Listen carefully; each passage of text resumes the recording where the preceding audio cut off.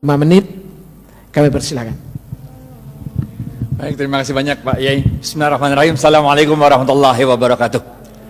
Alhamdulillahirabbil alamin. Allahumma shalli ala Muhammad wa ala ali Muhammad. Bapak Ibu sekalian, saya 10 menit aja karena ada acara di rumah, banyak tamu, ada 150 orang. Jadi kita mesti kabur habis ini. Ketika Abdurrahman bin Auf hijrah dari Mekah ke Madinah, ini ngelanjutin ceritanya kayak Khalil nih, ceritanya kayak Khalil, lanjutin dah. Ketika Abdurrahman bin Auf pindah dari Mekah ke Madinah, nggak bawa apa-apa, padahal beliau adalah seorang pedagang yang sukses, yang hebat. Tapi sampai Madinah nggak punya apa-apa karena cuma bawa badan sama baju yang di badan doang, bener gak? Oleh Rasulullah SAW, Abdurrahman bin Auf dipersaudarakan dengan seorang dari kaum Ansar, yaitu Sa'ad bin Rabi. Apa kata Sa'ad bin Rabi kepada Abdurrahman bin Auf? Sa'ad bin Rabi mengatakan, ya Abdurrahman, ini saya punya harta, kita bagi dua dah. Ini ada rumah, bagi dua, satu buat saya, satu buat ente. Ini ada kendaraan, bagi dua, semua bagi dua. Bahkan waktu itu Sa'ad bin Rabi mengatakan, saya punya istri 2. Pilih yang mana dah? Ente boleh buat ente 1, benar gak? Jadi tingkat imannya Sa'ad bin Rabi model begitu. Dan tingkat imannya Abdurrahman bin Auf bukan kayak kita. Kalau kita dibilang begitu, kita bilang apa tuh? Alhamdulillah wa syukurillah, ente emang baik banget Sa'ad, benar gak? Tapi Abdurrahman bin Auf begitu itu mengatakan, ada yang tahu jawabannya? Gocap kalau bisa nih, angkat tangan, gocap kalau bisa. Abdurrahman bin Auf mengatakan, terima kasih banyak ya Sa'ad, mudah-mudahan Allah memberkahi keluargamu, mudah-mudahan Allah memberkahi hartamu. Tunjukkan aku di mana? Pasar. Gocap.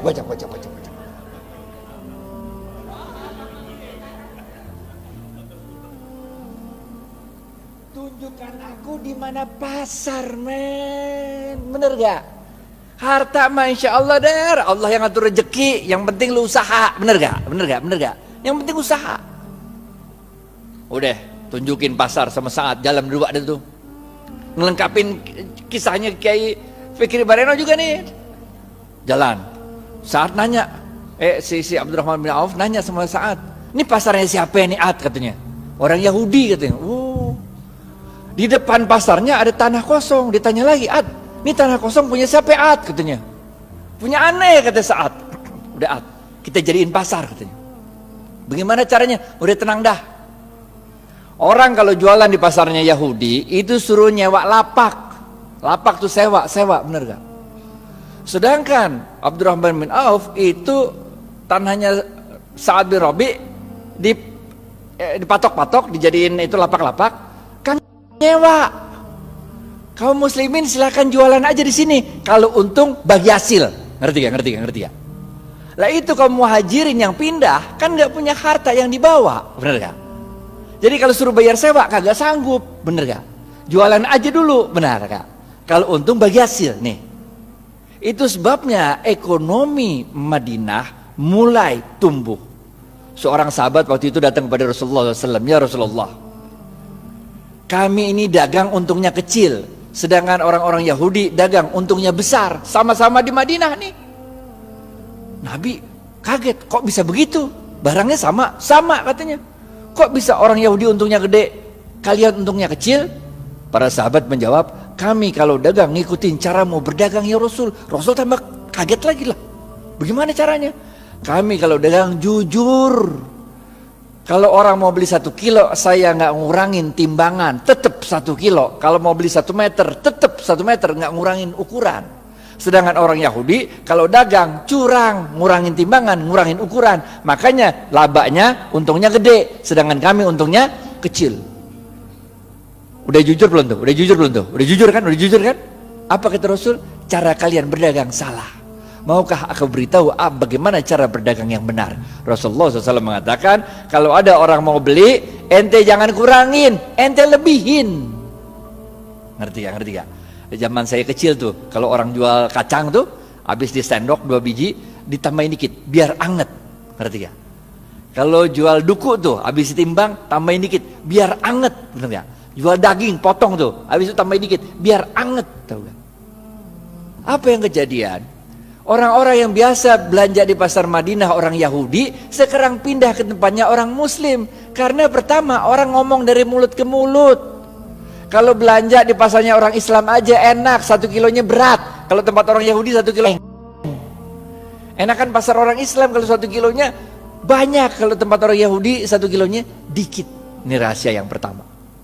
Rahasia yang kedua, tiap kali dia jualan kan berarti dia sodakoh, ngelebihin, bener gak?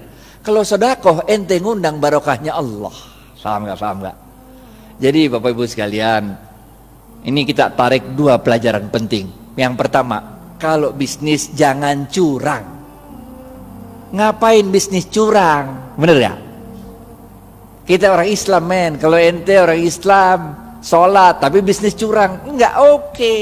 Yang pertama nih, bisnis jangan curang, jangan ngurangin timbangan, jangan ngurangin hak pembeli. Yang kedua apa? Yang kedua, kalau bisnis itu banyakin sodakoh, ngejar barokah. Makanya kita diajarkan oleh Rasulullah SAW sebuah doa yang sangat ada yang tahu doanya? Doa mau makan, doa mau makan, doa mau makan, doa mau makan, doa mau makan. Woi gocap woi, ya bu. Allahumma barik lana, gocap. Makanya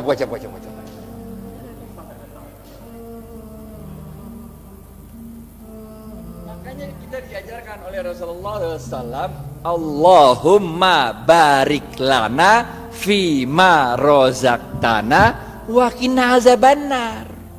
Wahai Allah, berkahilah seluruh rezeki yang Engkau berikan pada kami dan jauhkan kami dari siksa api neraka. Ini doanya begini nih. Paham gak? Jadi kalau bisnis mau sukses, pertama ente kudu jujur.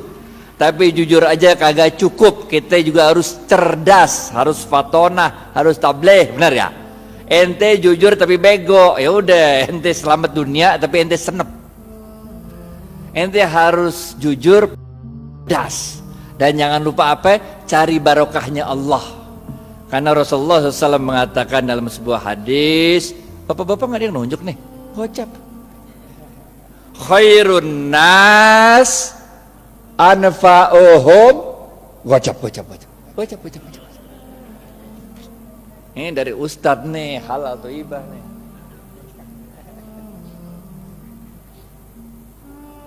Paham ya? Yang pertama nih, kudu jujur, sidik amanah. Sidik jujur kepada Allah. Kalau Allah bilang haram, tinggalin aja dah. Amanah, itu kalau dikasih kepercayaan sama orang jangan dirusak, pegang baik-baik. Benar gak? Selain jujur, kita juga harus cerdas dalam membaca situasi. Fatonah, cerdas dalam menyampaikan sesuatu, tabligh. Kagak cukup yang ini doa. Yang ketiga, benar gak? Jujur, cerdas. Yang ketiga, cari barokahnya Allah. Khairun nas anfa'uhum linnas. Sebaik-baik manusia adalah yang paling banyak memberi manfaat bagi manusia lain. Ngapain kaya sendirian, nggak asik walaupun halal. Ngerti gak? Nggak asik kaya halal tapi nggak nyebarin barokah, nggak asik. Orang bilang dia kaya tapi pelit, benar gak? Yang keempat, terakhir nih, habis nih. Yang terakhir, keempat, jangan lupa Rasulullah SAW bersabda, man lam yashkurin nas. Susah ya? Pilihan berganda. A, man lam yashkurin nas lam yashkurillah. B, man lam A atau B?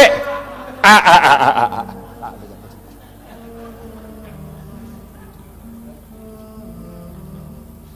Ingat Bapak Ibu sekalian, kita ini bukan Rasul, bukan Nabi. Kalau Rasul sama Nabi ada masalah, doa dikit, Allah kirim pertolongan pakai malaikat. Ya kan?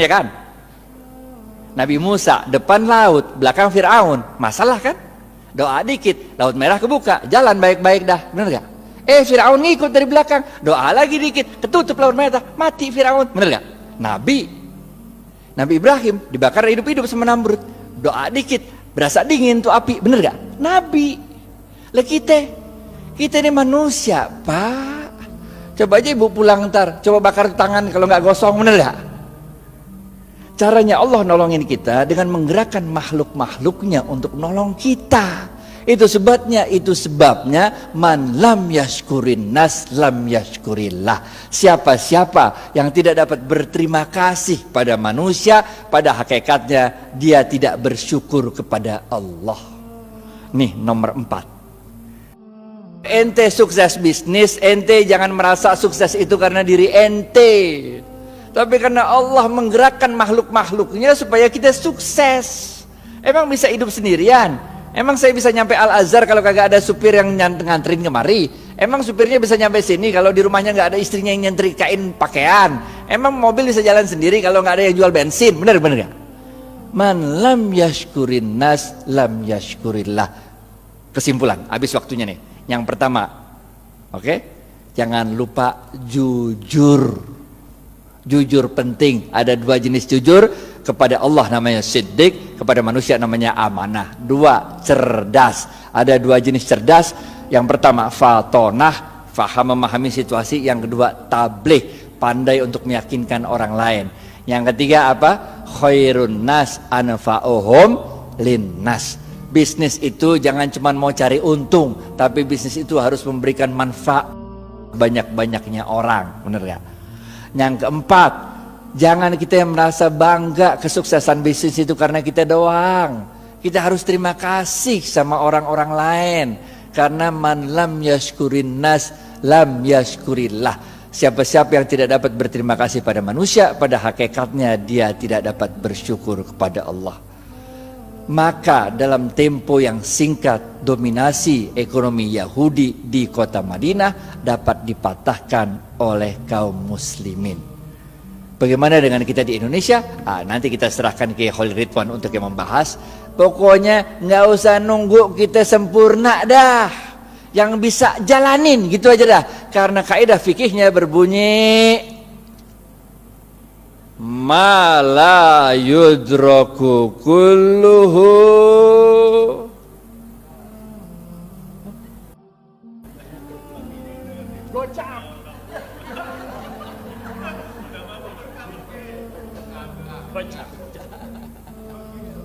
ma la yudraku kulluhu la yudraku kulluh.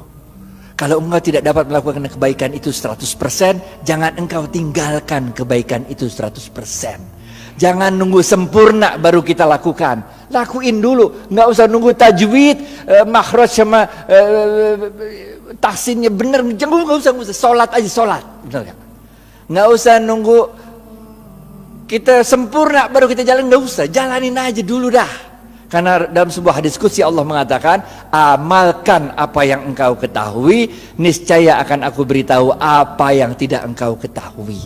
Jalanin aja, jalanin. Karena barokah fil harokah. Barokah itu adanya dalam harokah, dalam pergerakan. Jalanin aja kayak Siti Hajar lari dari Safa ke Marwah, bener gak? Itu kan lucu, coba udah Safa Marwah lari-lari 7 kali bolak-balik, kagak ada air, bener gak? Yang nemuin air siapa? Ismail. Yang capek lari siapa? Hajar. Nggak penting men siapa yang nemuin air, bener gak? Yang penting inna sofa wal marwata min sa'airillah. Dicatat sama Allah usahanya Hajar itu, dicatat sebagai min sa'airillah, tanda-tanda kebesaran Allah.